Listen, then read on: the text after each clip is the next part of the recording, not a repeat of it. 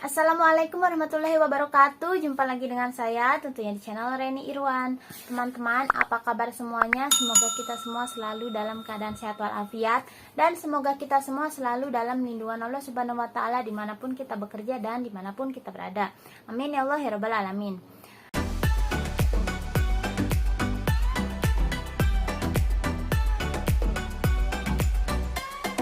Ya, ada kabar gembira nih teman-teman dari Kementerian Kesehatan Singapura ya, yang katanya semua pelancong dari negara-negara kategori 3 dan 4 seperti Malaysia, Indonesia, dan Vietnam yang memasuki Singapura tidak perlu lagi melakukan tes swab pada hari kedatangan, tetapi hanya akan dilakukan pada akhir periode pemberitahuan tinggal di rumah.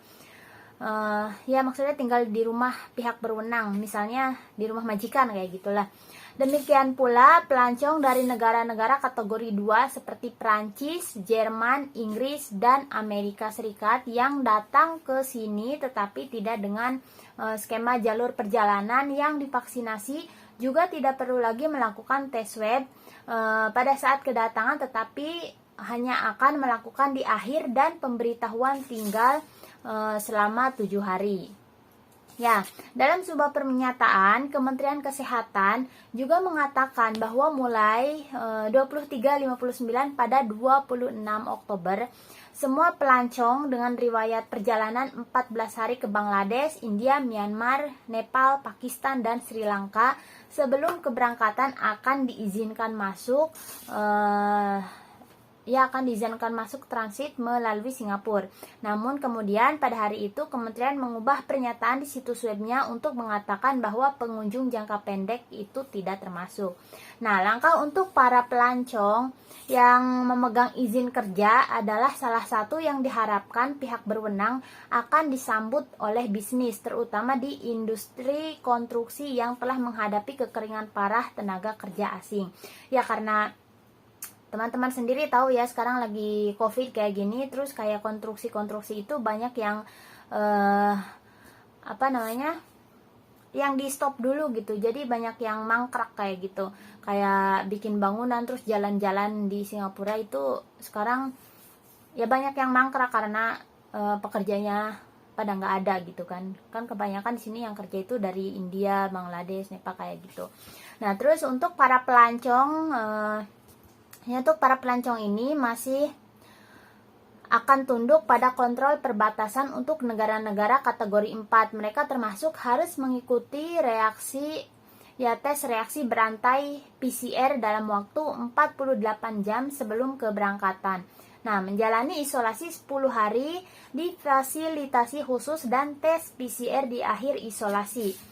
Nah, teman-teman, untuk yang mau gitu, berapa sih harga karantina? Ya, isolasi 10 hari berharga sekitar 1.450. Nah, ini menurut Kementerian Kesehatan ya, 10 hari ini yang 10 hari 1.450. Nah, untuk teman-teman yang mau tahu harga harga karantina di Singapura yang 10 hari itu $1.450. Nah, secara terpisah, Menteri Kesehatan Ong Ye Kung mengatakan bahwa pihak berwenang akan mengizinkan lebih banyak pekerja rumah tangga asing masuk ke Singapura dari yang sekarang 200 orang per minggu menjadi 1.000 orang per minggu. Nah, berarti kan ada peningkatan ya teman-teman. Jadi dari sebelumnya itu dibatasi ibaratnya sekitar 200 orangan per minggu. Nah, sekarang bisa mencapai 1.000 orang per minggu. Nah, berarti di saat itu juga TKW yang mau masuk ke Singapura udah bisa lancar ya prosesnya. Jadi nggak perlu menunggu lama lagi seperti bulan-bulan sebelumnya ya, yang katanya proses dari Januari atau apa baru bisa berangkat sekarang. Nah, sekarang kalau untuk teman-teman yang mau proses sekarang, mungkin bisa dengan cepat datang ke Singapura ya, paling ini 2 bulan lah gitu, 1 bulan atau 2 bulan lah kayak gitulah teman-teman. Ya, untuk cuti ya, untuk TKW yang mau cuti kemungkinan itu nanti kalau misalnya balik lagi ke Singapura itu tidak ada lagi masa karantina, tetapi dengan beberapa syarat ya teman-teman. Salah satunya adalah kita harus full vaksin, terus dari keluarga majikan juga harus full vaksin di keluarga majikan juga. Tetapi ya saya juga belum tahu ya, belum ada kabar bagaimana dengan anak-anak kan.